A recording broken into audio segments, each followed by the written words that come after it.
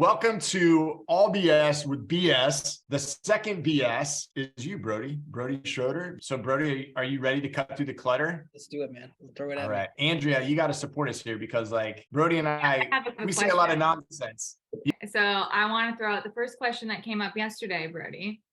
And that is bidding on competitor keywords for PPC. Problem with bidding on competitor terms, especially if you're going up against like a big competitor that has like a lot of search volume, it's going to eat up a lot of your spend. Like if you're bidding on Salesforce, for example, that's going to just kill your budget. The other problem is that you get lower quality scores and ad relevance when you bid on keywords. So you actually pay a premium for that as well. And a lot of times, depending on the traffic, it's a high bounce rate, hard to convert them. You have to really have a landing page that's customized to reframing them. You can't just bid on a competitor keyword and then just direct them to your landing page and hope they figure it out.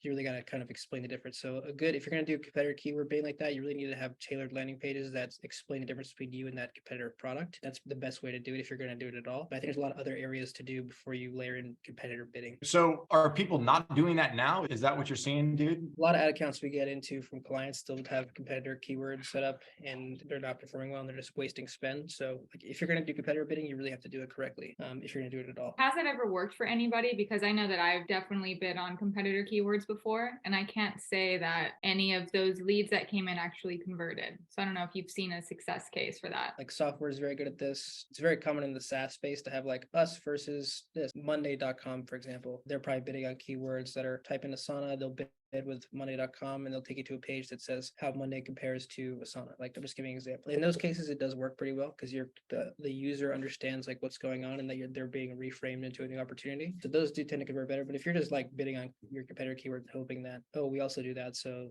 they want to come to us too, it's not going to go well. Because a lot of times, like I said, the navigational searches are also a big factor that ruin that because people are just searching for the website instead of searching for the actual solution to sign up. So you're they're kind of battling against two different things there. One is they're not looking for you in the first place. Two, they may not even be looking for you to sign up for something. They may just be trying to get to the Salesforce website or get to Monday.com or get to Asana.com.